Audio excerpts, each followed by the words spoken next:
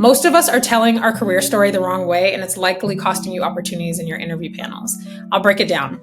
I talk a lot about strategic storytelling, and what I really mean by that is learning how to tell your professional story more intentionally in a way that helps people stay engaged and see your impact.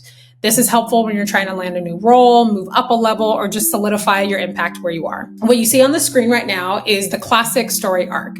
We all learned it in school: beginning, middle, end, climax somewhere in the middle.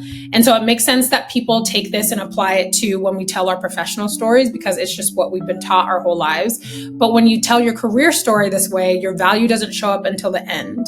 By that point, most people have already tuned out, which is just the opposite of what you want. So here's the shift that needs to happen to make it better. Move the climax of your story, which is the impact, to the front and get to the TLDR as quickly as possible. What's the insight? What was the real impact? What metrics did you move at your organization?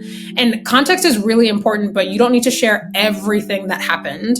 Just share enough context to make it make sense, and so your audience understands why what you did was valuable and how you got there in the first place. People these days have a really short attention span, so you can't expect them to wait to understand why you're amazing. So this is just a snippet of what the shift to strategic storytelling can look like in your professional brand.